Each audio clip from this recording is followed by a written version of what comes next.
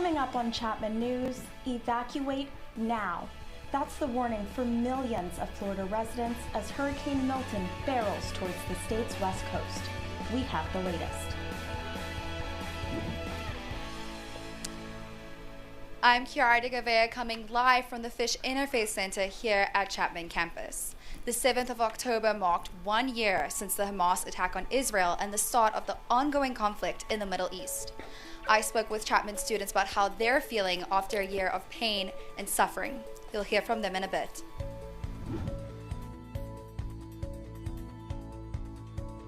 Together to raise awareness about Alzheimer's, taking one step towards a cure. Those stories plus your weather and sports coming up live on this edition of Chapman News. From Dodge College of Film and Media Arts, this is Chapman News.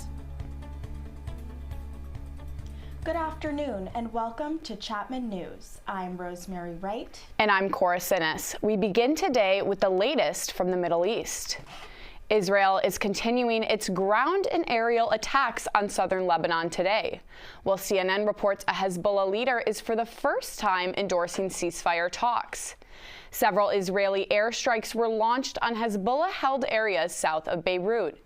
In response, Hezbollah fired 136 rockets into northern Israel, with most of them intercepted. However, one did hit a home near Haifa with no injuries reported. Hezbollah's leadership is reportedly now saying it supports ceasefire talks in Lebanon, without the previous condition of Israel stopping its war in Gaza. It's now been 1 year since the surprise Hamas attack on Israel, which sparked that war in Gaza that continues today. Our reporter, Chiara de Gavea, joins us live here on the Chapman University campus to explore the lasting impact of the crisis. Chiara? And Rosemary. The attack on the 7th of October 2023 was one of the deadliest in Israel's history and triggered what is now the deadliest conflict in Palestinian history.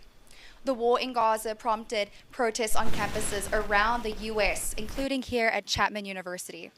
It's been a year of unrest and tension, of pain and suffering, with countless lives lost. And as the tension continues to escalate, there's no clear end in sight.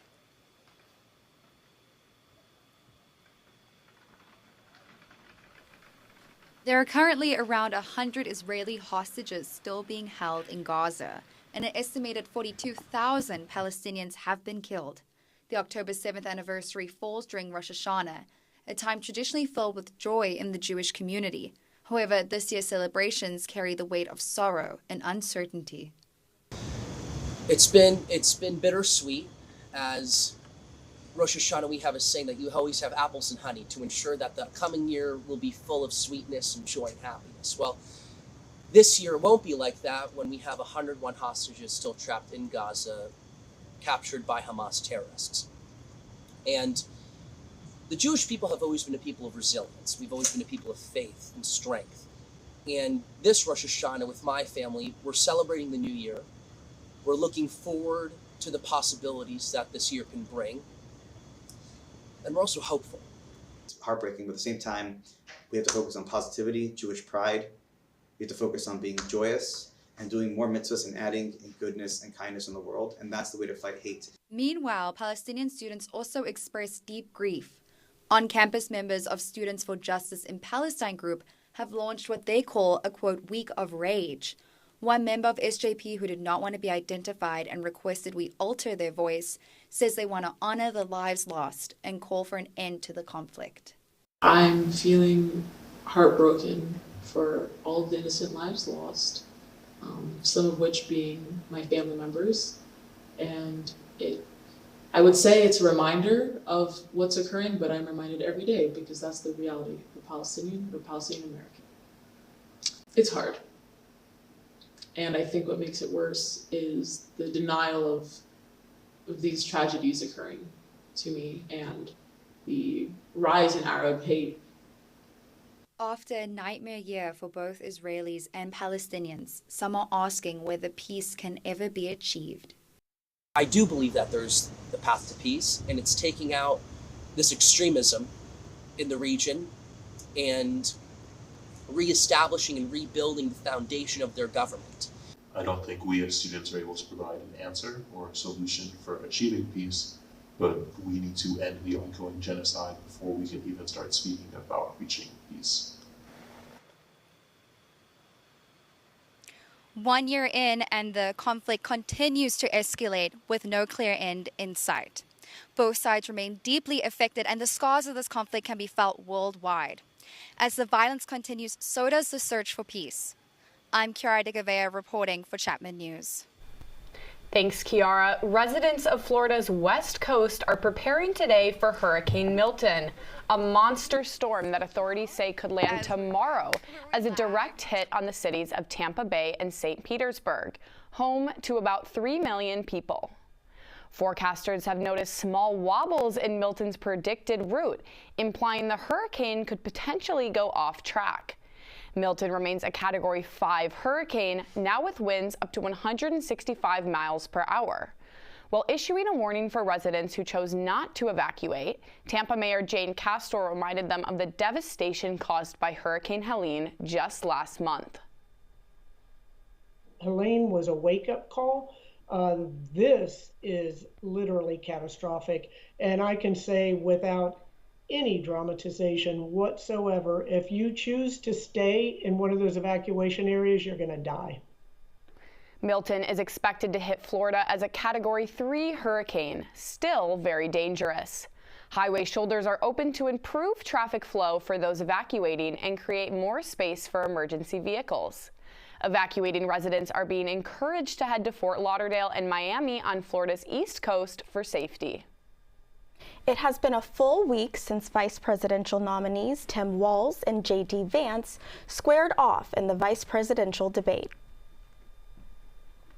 Let voters make these decisions. Let the individual states make their abortion policy. And I think that's what makes the most sense in a very big, a very diverse, and let's be honest, sometimes a very, very messy and divided country. Just mind your own business on this. Things worked best when Roe versus Wade was in place. Polling data suggests that Senator Vance edged out Governor Walz due to holding the GOP's strict stance on immigration and a more open stance on abortion. But overall, Harris maintains her national lead, while polls show the debate has had little effect in the swing states, with the Democratic ticket still ahead in key swing states like Michigan and Wisconsin, while former President Trump maintains a lead in Arizona. And in North Carolina, Kamala Harris has narrowed the gap and made the Sun Belt state a key target to block the Trump path to victory.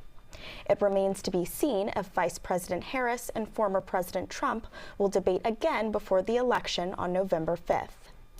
Vice President Kamala Harris and her running mate Tim Walz continue on the campaign trail with a blitz of media appearances this week. Harris appeared on the popular podcast Call Her Daddy. On Sunday last night, CBS 60 Minutes continued its decades-long tradition of interviewing the presidential candidates in the final weeks of the campaign. Former President Trump canceled his interview, but Harris sat down with correspondent Bill Whitaker. You were for Medicare for all. Now you're not. So many that people don't truly know what you believe or what you stand for. And I know you've heard that. In the last 4 years, I have been Vice President of the United States.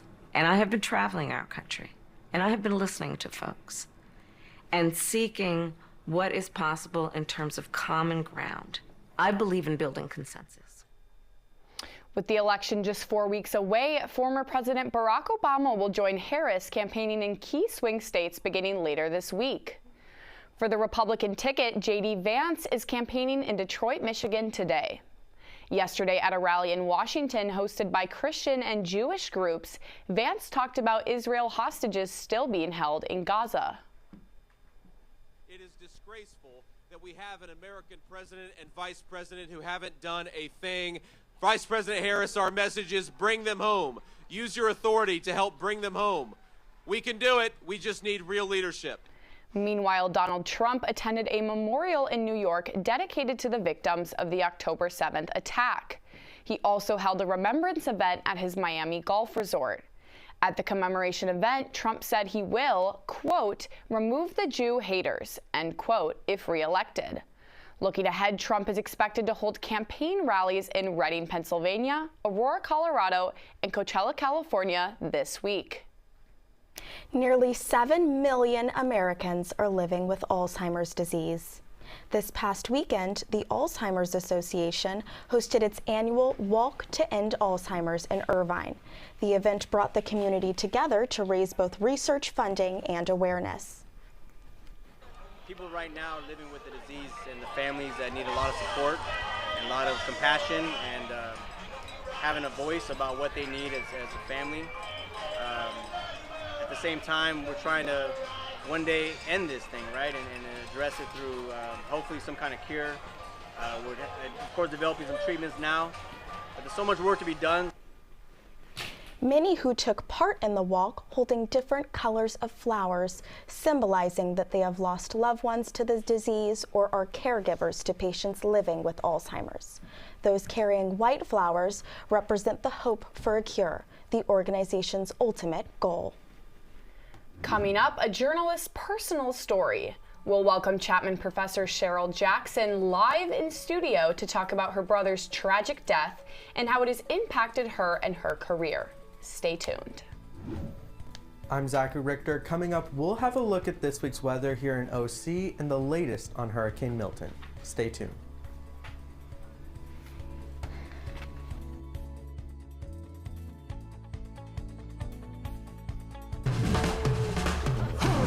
When you adopt a shelter pet, you discover their unique mix of all kinds of traits. Where'd Wiley go? Where's Wiley? Ah, there she is. Paw? Do you remember being an ancient wolf? Do you ever feel the call of the wild? You're a renegade cop, and I'm a con woman with nothing to prove. But together, we could really solve this murder. They're a little bit of a lot of things, but all of them are pure love.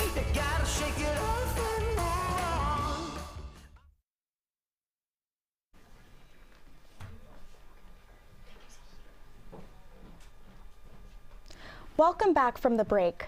Fall is here, but here in OC, summer weather sure is sticking around. That's right, the leaves may be changing, but the weather is not. Our own Zachary Richter joins us now with the local and national forecasts. Zachary? Yes, thank you so much, Cora and Rosemary. Now, as you can see behind me, here's the latest path of Hurricane Milton. So right now, Hurricane Milton is in the Gulf of Mexico still and is expected to be reaching landfall by tomorrow afternoon. Now, right now, Milton is a Category 5 hurricane, but it should be dying down a little bit once it reaches landfall. But don't let that make your preparations go unnoticed, because it still will have 180-mile-per-hour winds, and this is all on the heels of Hurricane Helene, which killed 230 people. Now, most of the state is under hurricane and tropical storm warnings, so we will be keeping an eye out for this hurricane as it progresses. Now, our current conditions here in Orange are 82 degrees and nice and sunny. Now, taking a look at our national forecast, we have Seattle 67 degrees, San Francisco 74 degrees. Las Vegas and Phoenix in the hundreds, which is hotter than normal for this time of year, and that trend continues through the rest of the United States. Denver 82 degrees, same in Houston. Now we have Minneapolis and Chicago in 73 degrees, Atlanta 80, New York, DC 71 degrees, mostly sunny over there, and Miami 85 degrees with thunderstorms. This is where Hurricane Milton is coming in, and we'll be keeping our eye out for that. Now taking a look at our OC forecast, we have Westminster 78 degrees, our beach cities Newport, Laguna, San Clemente in the low 70s. My hometown Fullerton 85 degrees, Orange same thing, Irvine 79 degrees, and Mission Viejo 86 degrees, the hottest in Orange County.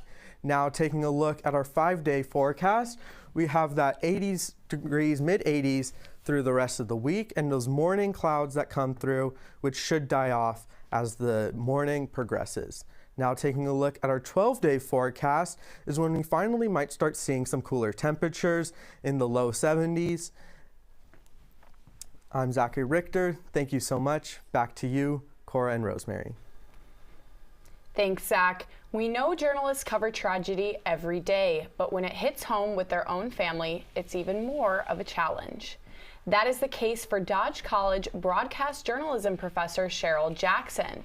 I sat down with her to learn more about the very personal story that changed the course of her life. I was on a blind date with a Chicago detective, and when he went to the restroom, I looked at my phone and my mother had called me, and she said, "Your brother is dead." As a journalist, Cheryl Jackson had reported many stories involving tragic deaths, but never imagined that it would happen to someone so close to her.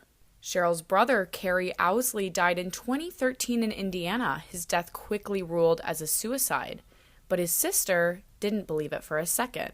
And when she began to investigate, what she found left her shocked. I mean, when you think about the fact that the evidence was all destroyed on the scene, including the chair my brother died in was burned at the scene. An off-duty police officer took the bloody rug from the scene and destroyed it. The gun was lost. The bullet was lost. All these things. It was at this moment that Cheryl made it her life's mission to find justice for her brother. This semester, Cheryl began teaching broadcast journalism at Chapman University, where she uses her brother's case as an example in her classes to show students why the power of the press is so important. Sometimes the press is the only answer to justice.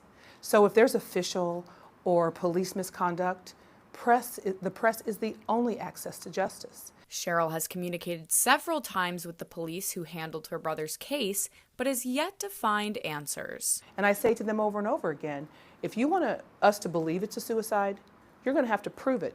Until then, I'm coming for you because I know that it wasn't. Nobody works this hard and destroys as much evidence in this case as they have to cover up a suicide. Cheryl continues to share her brother's story with as many people as possible in case anyone can help her find answers. I have to find the people that will hear me and pursue justice. And so that's what I intend to do, always, until I die. Until I get justice for my brother, this is my plan.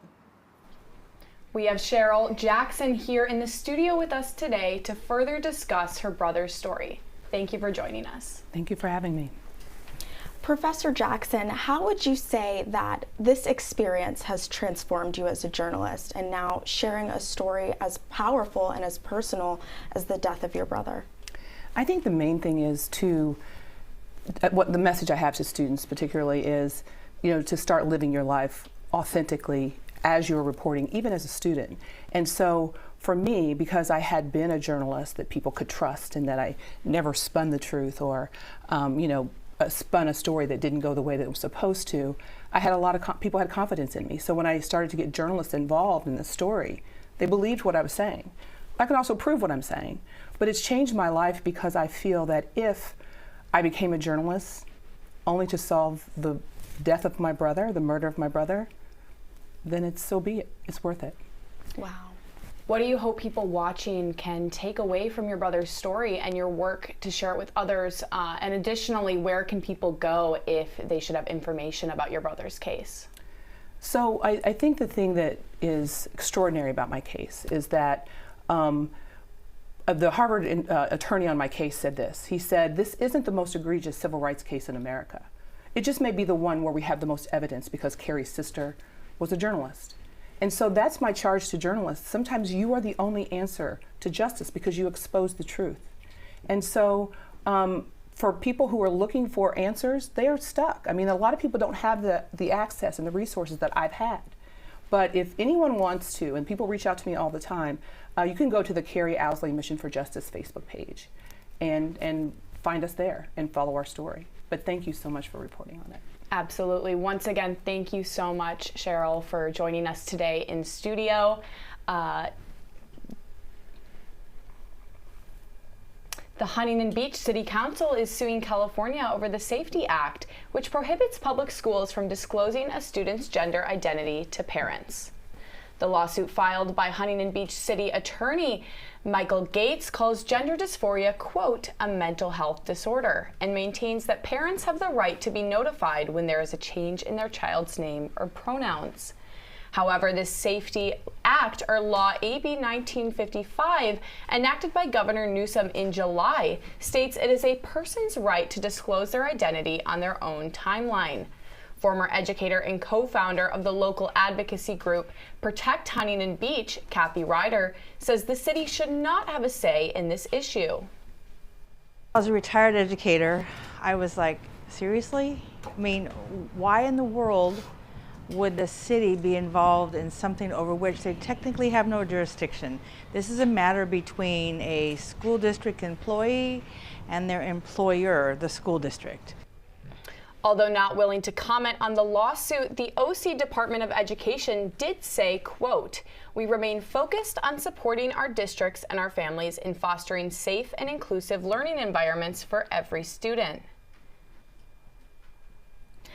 The Santa Ana City Council has unanimously voted to approve the related Bristol project. All those in favor? Aye. It's unanimous.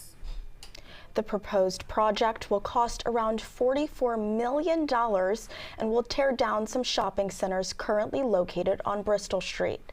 The new two-block development will include 3,750 residential units, a 250-room hotel, a 200-unit tower for senior living, and up to 350,000 square feet of restaurants and shops.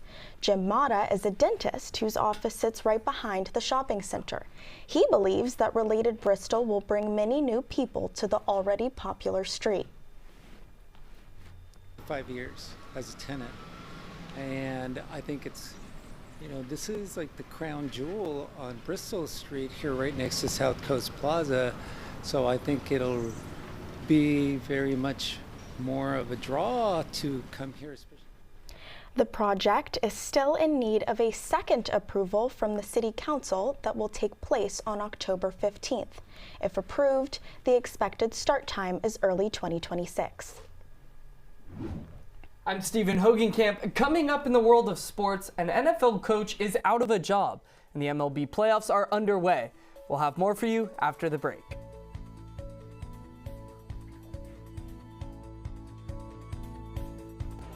The black truck? Hey, Christina from accounting. Yeah, hi. Hey, I used to date a girl named Christina. Oh, really? Yeah, and then she dumped me for my best friend. You want to see some photos of them that I took? I don't.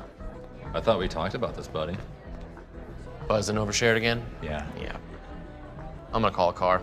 That's a smart idea. So yeah, I know, that's why I did it. Hey, you're gonna get back to the top of the mountain. Does that mean I'm gonna get back with Christina? No. Oh. No. A SoCal teen is back home after competing in the Paralympics in Paris.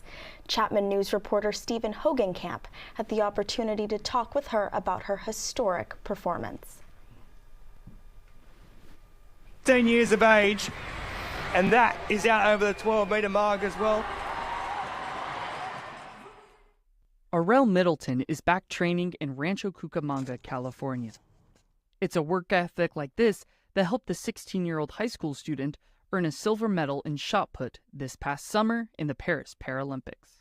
It was definitely nerve-wracking, I would say, just because, of course you want to come home with a medal. Honestly, I was still just kind of trying to process everything, still being out in front of all those people. Middleton says growing up, her family, especially her mom, encouraged her to be active in sports, not just shot put. I started at the Angel City Games, which is this adaptive sports event for kids with disabilities. I tried wheelchair basketball, which I still do, and then of course track, and that kind of is what started me with sports. My mom was really helpful. She definitely pushes me to do my best. She's perfect amount of toughness on me. Middleton was born with congenital femoral deficiency. Her left leg was 6 inches shorter than her right, and her left hip was underdeveloped. As a result, she has had several surgeries, but Middleton has never let anything stop her. She believes it doesn't matter what cards you're dealt, you can do anything you set your mind to. I've become a stronger person with all the surgeries, and certain people, people definitely have a certain opinion of you if you do have a disability.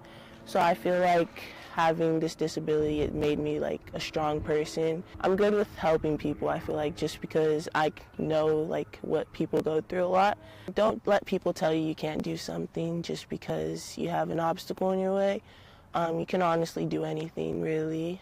And if you really want something, you can always work for it. Orel also told me that she is very excited for the 2028 Paralympics in Los Angeles. She's hoping to go for gold in shot put as well as qualify for wheelchair basketball. We're turning now to the Panther Sports Roundup, all the latest for you in the world of sports. Breaking news, the New York Jets have fired head coach Robert Saleh following a 2-3 start to the 2024 campaign. Defensive coordinator Jeff Ulbrich has been named interim head coach. The Jets have lost back-to-back games after starting the season 2-1, most recently against the Vikings this past Sunday in London. Saleh was in the middle of his 4th season with the Jets, amassing a 20-36 record. The Jets currently have the second best defense under the former defensive coordinator and an offense rated 27th in the league. The Jets currently have the longest playoff drought in the NFL at 13 years and now find themselves without a full-time head coach. The MLB playoffs are now underway as teams are playing in the division series. The Los Angeles Dodgers got thumped by the San Diego Padres Sunday night behind 2 home runs from Fernando Tatis Jr. and 6 in total. The Padres won 10-2 as the series heads south to San Diego with the series even at 1 game apiece. The Philadelphia Phillies were able to bounce back from a loss in spectacular fashion, coming away victoriously Sunday against the New York Mets off a walk-off single by Nicholas Castellanos that now brings the series tied at 1-1. Kerry Carpenter was the hero for the Detroit Tigers after swatting a go-ahead 3-run home run off Cleveland Guardians' Emmanuel Clase in the top of the 9th, propelling the Tigers to a 3-0 victory. That series will now head to the Motor City, tied at 1. Behind good pitching and a 4-run second inning, the Kansas City Royals were able to even the series against the powerful New York Yankees, led by Aaron Judge. The projected 2024 MVP is now just 1 for 7 to start the playoffs. Finally, this past weekend was homecoming weekend for Chapman, ending off with our homecoming football game against the Cal Lutheran Kingsmen. It was all Panthers to start, popping off 3 touchdowns in the first half, all from seniors, including Gio Orsino, Amir Adams, and Quentin Biebel. Chapman went into the half leading 21-7, but the Kingsmen would not back down. The game came down to the final play that felt incomplete for Cal Lu, leaving Chapman victorious.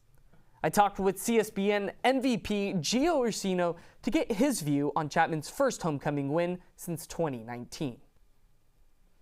Guys, before the game, this is a must-win, and you know we have all these people coming, alumni, previous players, everyone's coming to support us, and we. Well, that's it for the Panther Sports Roundup today. I'm Stephen Hogenkamp. Tune in next week for more sports news. A new report says chemicals found in everyday items could be causing health problems. PFAs, or perfluoroalkyl and polyfluoroalkyl substances, are fluorine chemicals that have been used in consumer products since the 1950s. They are known as forever chemicals because they do not fully break down. They are found on nonstick surfaces, water, repellent, clothes, furniture, and many other household items. The recent National Health and Nutrition Examination Survey says these chemicals can be found in almost every individual and have been linked to kidney and testicular cancer, infertility, and endocrine-related issues. To limit your exposure, experts say keep as many fresh foods in your home as possible and limit plastic use. Authorities are warning parents about a viral trend on social media involving canned nitrous oxide. The trend involves taking a canister of Galaxy gas and inhaling it to obtain a high. Videos of influencers and other users inhaling the product have garnered tens of millions of views online. Despite many being banned on social media, the videos can still be seen. Galaxy Gas, a nitrous gas product designed for culinary use, has received criticism for how easy it was to obtain. It was available online and at some grocery stores. Dr. Kimberly Wan, a pharmacy professor here at Chapman University, spoke to us about the dangers of nitrous oxide. Of neuro effects, so neurotoxicity, hallucinations, confusion, headaches, and then it can also cause muscle weakness. Galaxy Gas has now stopped selling its nitrous oxide canisters to consumers. However, the product is still being resold by third-party vendors, and similar products are easily accessible for purchase. I'm Jessica McCrory, and after the break, learn how social media could affect this upcoming election.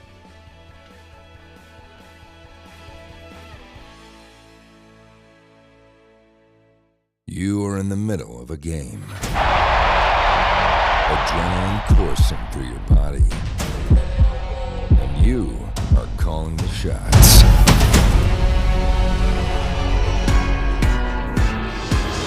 Feel the power as you control the game's narrative. From commentator to camera virtuoso, replay wizard to unyielding director. There is no better experience than being in the moment. Challenge your limits and embrace the electrifying rush that comes with the crowd's roar.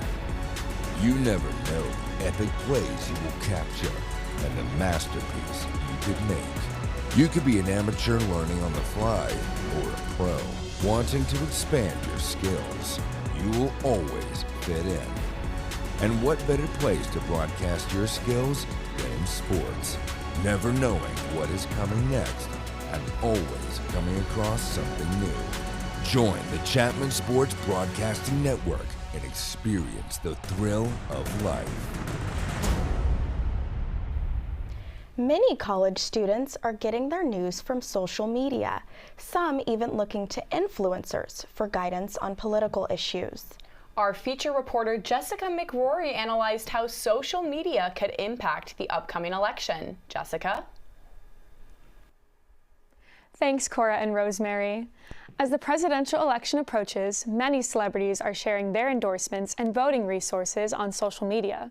But what does this mean for the election results? I spoke with two Chapman University political science professors whose specialty is American politics and the election. Take a look at why they think younger voters will flood the polls in November. We all know the power and influence of social media. Some people even decide who they will vote for based on what they see in their social feeds. In this presidential election, we have seen many celebrities endorse candidates and also share links with information about voter registration. Some analysis say that could lead to a higher voter turnout. I spoke with Chapman University political science professor Dr. Hannah Ridge, who says one positive result is many younger voters are registering to vote. We have seen influencers in the past use their platforms to promote voting and do things like share how to register to vote. Not everybody who used those links voted for the candidates that were being endorsed in that post, but it's a way to bring salience to the issue, draw attention to it. If they really want to increase turnout, though, they need to bring attention to the idea of voting much more proximal to the elections. It seems the bigger the celebrity, the more impact they could have on the election. Endorsing and voting are completely different. I don't agree with a lot of what is going on with, policies. Chapman political science professor Dr. Lori Cox-Hahn noted the influence Taylor Swift's endorsement of Kamala Harris had. It wasn't just that she endorsed Harris, but that she also posted a link for voter registration. I think within the first few days there were close to 500,000 clicks on that. Normally celebrity endorsements don't matter that much, but I think Taylor Swift is potentially the biggest celebrity endorsement we've ever seen and could have a pretty big impact on who wins this election. With the election just 27 days away, expect to see more celebrity endorsements and posts in the coming days. I'm Jessica McCrory, reporting for Chapman News. Tonight, Las Vegas is bidding farewell to an icon. The implosion of the Tropicana Hotel is scheduled to take place overnight at 2:30 a.m. Also known as the Trop, the landmark was considered the last true mob-era casino on the Strip.